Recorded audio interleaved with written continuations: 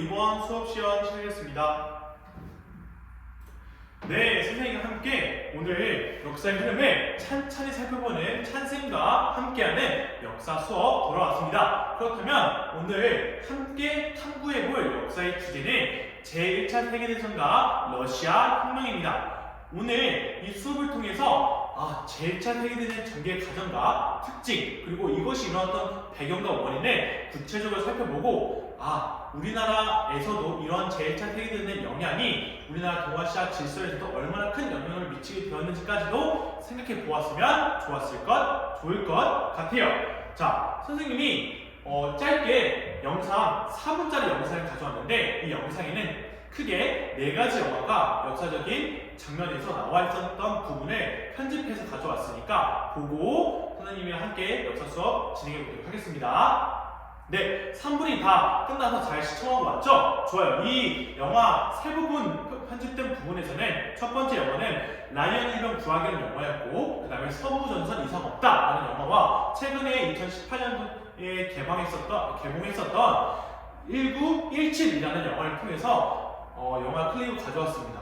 누구는 라이언 일병을 구하기 위해서 저런 격전지에서 동맹국과 협상국이 싸우게 되는 배경을 가져왔었고요. 그리고 두 번째로는 자신의 형을 찾기 위해서 1917년 영화에서는 저 격전지에서 참호전 위로 뛰어가게 되는 그 어떤 병사의 슬픈 역사적 사건을 우리가 살펴볼 수 있었습니다. 그렇다면 여기서 오늘 수업을 간통하는 핵심 질문 나가도록 하겠습니다. 이 질문을 가지고 선생님의 수업의 흐름을 잘 파악하기 바랍니다. 자, 첫 번째 질문입니다. 이 첫 번째 질문은 왜 영상에서 살펴보았듯이 왜 이 젊은 많은 청년들이 그 격전지의 상황 속에서 싸워야만 했을까요? 그리고 이러한 궁극적인 싸움이 일어나게 되었던 배경과 원인은 무엇이었을까요? 그렇다면 오늘 이 질문을 품고 시작해 보도록 하겠습니다. 오늘 수업의 핵심 목표에 의거해서 학습 목표를 가져왔는데 학습 목표 1, 2번 함께 읽어보도록 하겠습니다. 학습 목표 1, 2번. 네, 제1차 세계대전의 발발과 배경 및 특징에 대해서 그리고 전개 과정에 대해서 설명할 수 있다. 그리고 두 번째, 제1차 세계대전에 대한 전쟁의 참사를 설명하고 그의 영향으로 나타났던 러시아 혁명에 대해서 설명할 수 있다.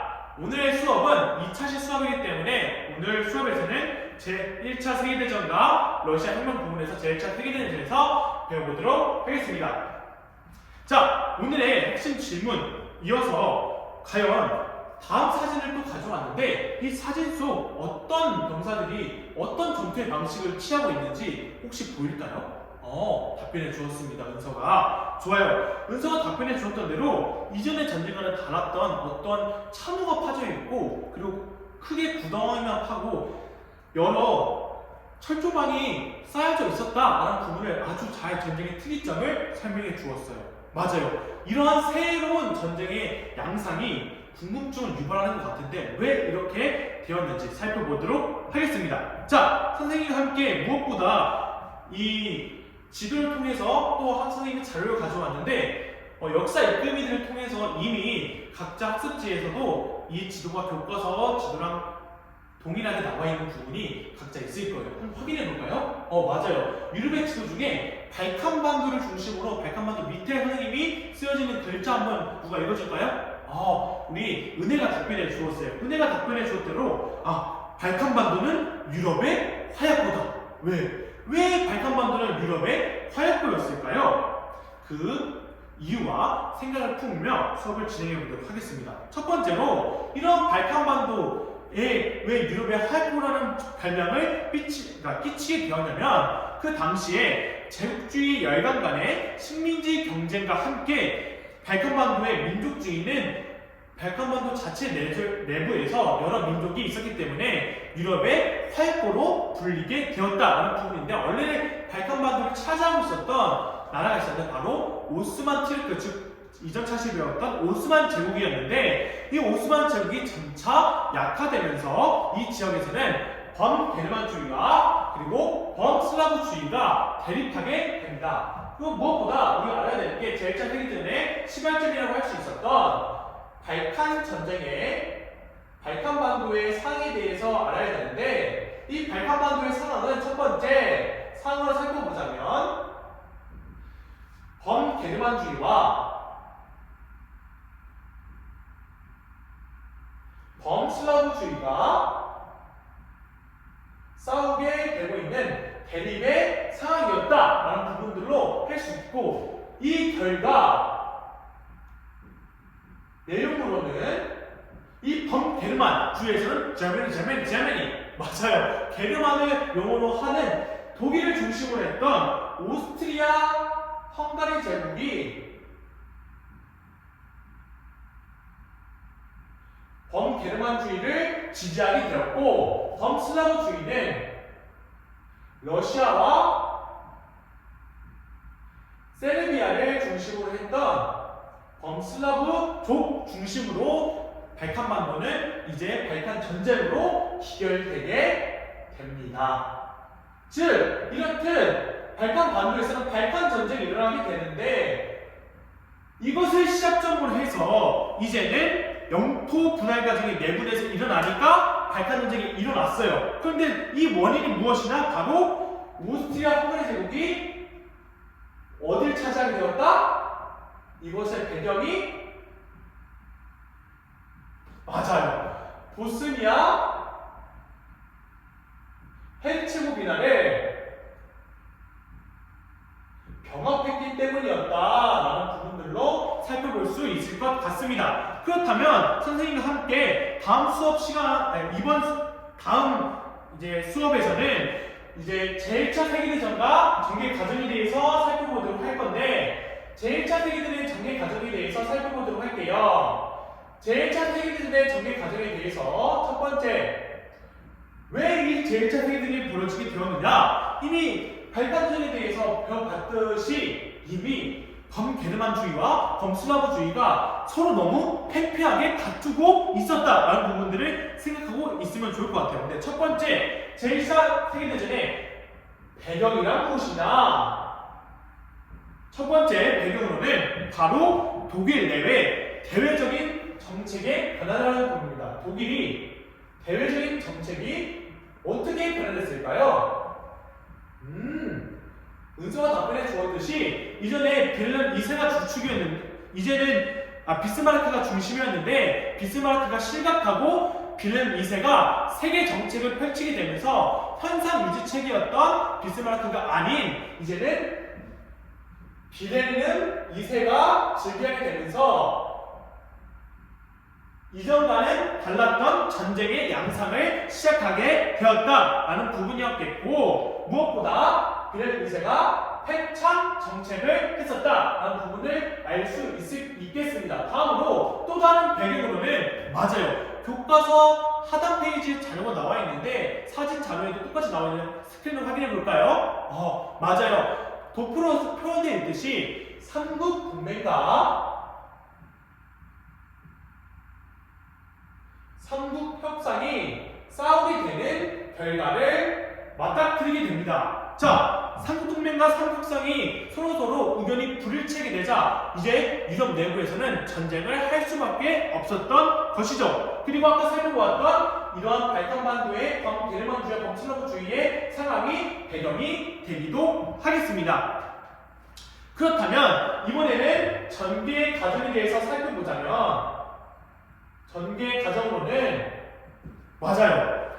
바로 살펴볼 수 있듯이 첫 번째 사라예보 사건이 일어나게 되면서 오스트리아 헝가리 제국이 이제는 그 세르비아 청년에게 암살당하게 되는 사라예보 사건이 일어나게 됩니다. 그래서 이 사라예보 사건을 토대로 직접적으로 제1차 세계대전이 촉발하게 되었다라는 부분으로 살펴볼 수 있겠고 다음으로는 이제 세르비아의 오스트리아 헝가리 제국이 선전포고를 하자 동맹국가 협상국이 참전하게 되었다라는 부분이었겠고 그리고 독일국이 벨기에를 침략하게 되면서 동부전선으로 침략하게 되는 것을 시작으로 어떻게 되었다? 전쟁이 확대되었다. 그리고 전쟁이 교착화되었던 상태를 아까 전에 사진을 통해서 봤는데 무엇이라고 했죠? 맞아요. 이것이 나중에 교착화되어서 무엇이 되었다? 맞아요. 참호전으로 격상하게 되었다라는 부분들로 선생님과 함께 살펴볼 수 있었습니다. 그렇다면 그 이후에 어떻게 전세 변화의 과정이 이루게 되는지에 대해서 선생님과 함께 찬찬히 살펴보도록 하겠습니다. 자,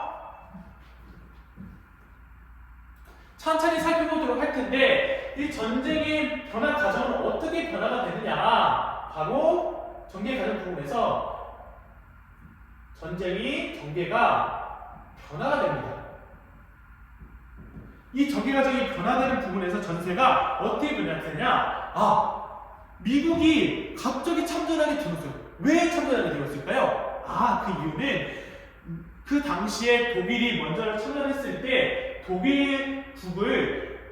독일국이 더 강력하게 다른 나라랑 싸우기 전에 협상국이 분리하기 위해서는 미군이 참전하지 않아야 됐기 때문에 외교적으로 미국 밑에 있었던 나라였던 어떤 나라죠? 멕시코의 외교적인 관계를 공격적으로 만들어서 그 정보를 보냈을 때 그 정보가 침범한 정보였는데 그것을 이제 미국이 알아버려서 그것을 필두로 이제는 전세가 변화되게 되었다라는 부분들로 알 수 있겠습니다. 그래서 대표적으로 침범한 정보 사건과